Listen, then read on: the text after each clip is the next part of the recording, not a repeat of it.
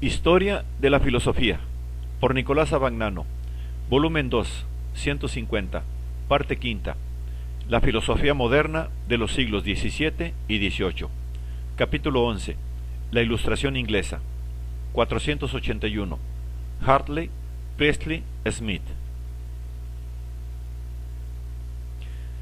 Entre el punto de vista de Chadbury y de Hutcheson, que funda la vida moral en una tendencia innata altruista, el llamado sentido moral, y el de Mandeville, que ve en todas las posiciones morales máscaras y camuflajes del egoísmo, está la doctrina asociacionista de David Hartley, 1705-1757, que representa una especie de mediación y condición.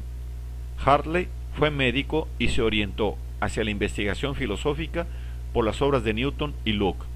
En 1749 publicó en 2 volúmenes su obra fundamental, Observaciones sobre el hombre, su constitución, su deber y sus esperanzas.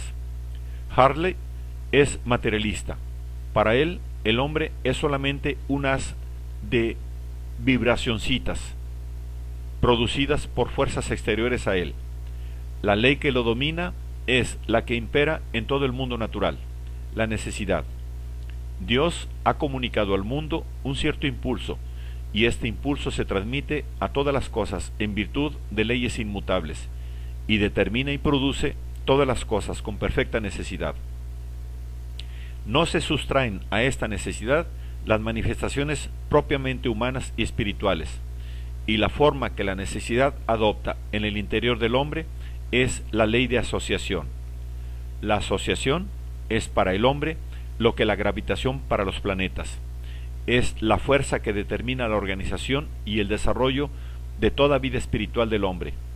En efecto, las ideas procedentes de la sensación, Hartley reduce a sensación incluso la reflexión que Locke había distinguido de ella, gradualmente se transforman por la asociación en productos más complejos. El placer y el dolor de la sensación son los hechos últimos e irreductibles. De ellos nacen los de la imaginación, y de unos y otros, combinados juntamente, surge el placer y el dolor de la ambición. De la ulterior combinación de estos últimos con los primeros, nacen los demás efectos de la vida espiritual, la simpatía, la teopatía y el sentido moral.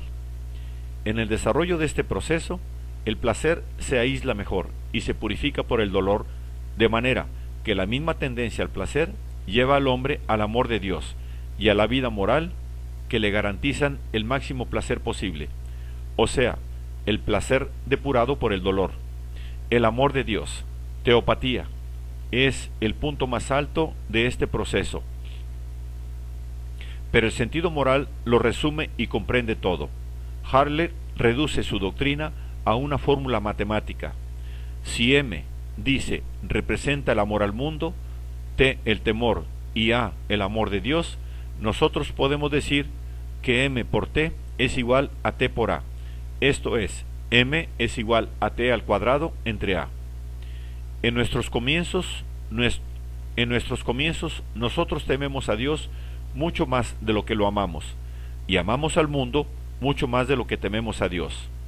En nuestro estado final, la relación se invierte, y el amor al mundo queda absorbido por el temor a éste, por el temor, y el amor al mundo queda absorbido por el temor, y éste, a su vez, por el amor de Dios.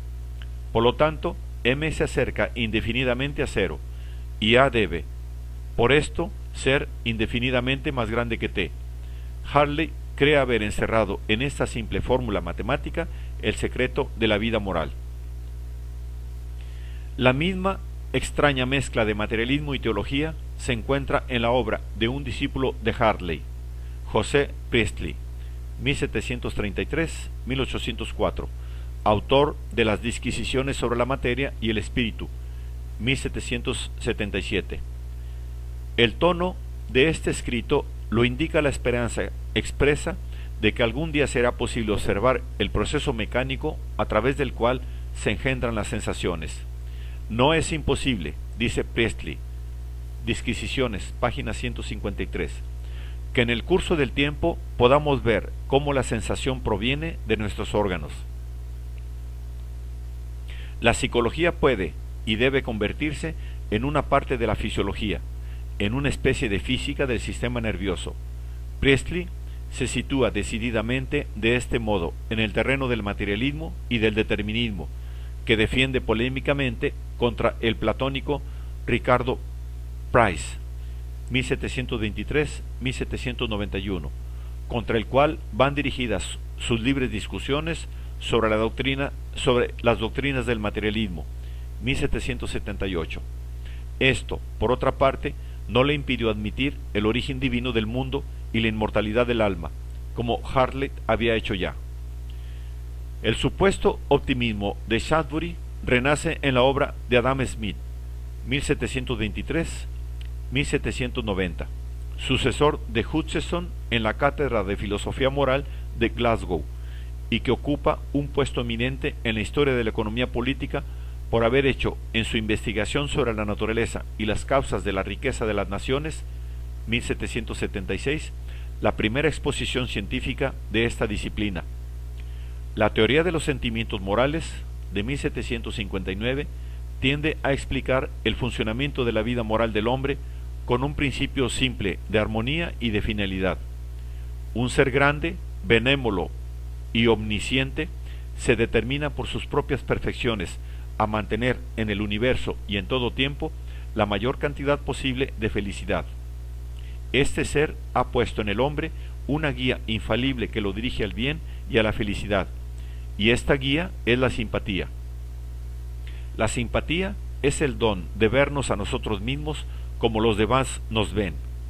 Es la capacidad de convertirnos en espectadores imparciales de nosotros mismos y de aprobar o desaprobar nuestra conducta según sintamos que los demás simpatizan o no con ella.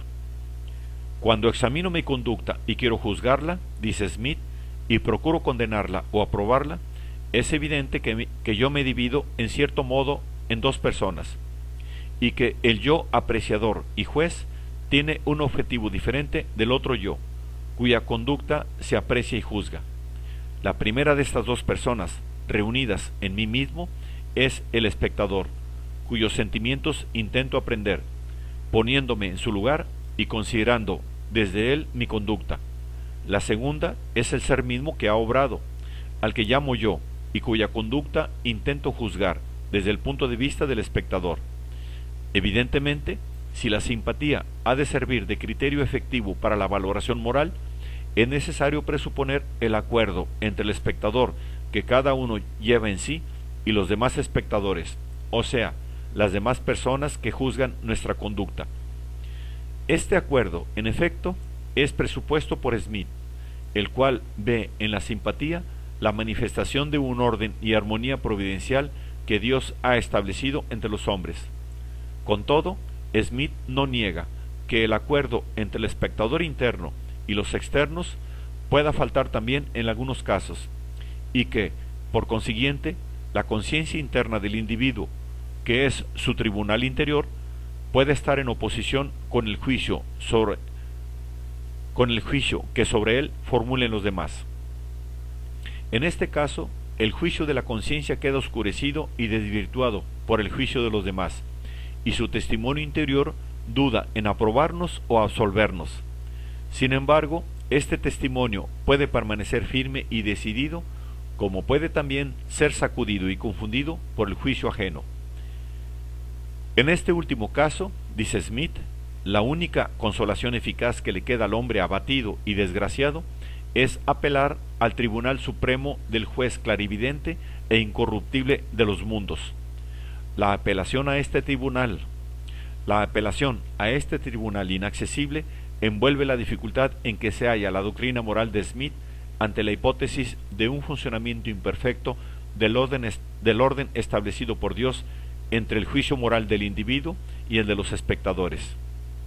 Pero, en realidad, a juicio de Smith, este imperfecto funcionamiento del orden preestablecido solo es una hipótesis abstracta, ya que él está profundamente convencido de la infalibilidad del orden preestablecido.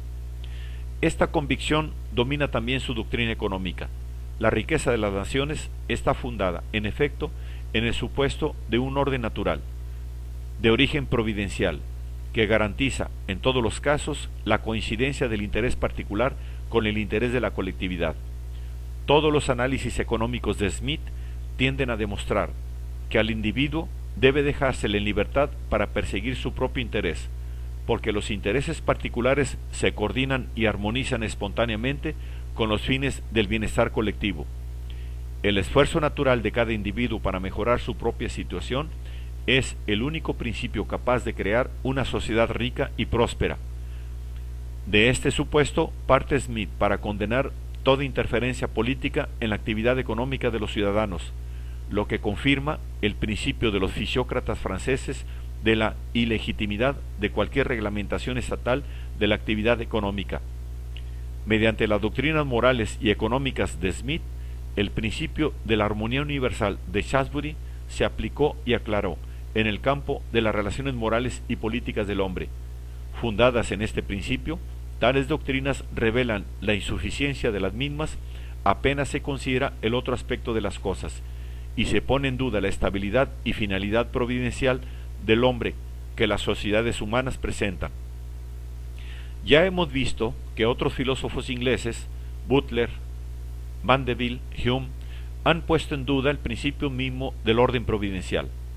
Roberto Malthus había de poner más tarde de manifiesto las más estridentes anomalías del orden económico.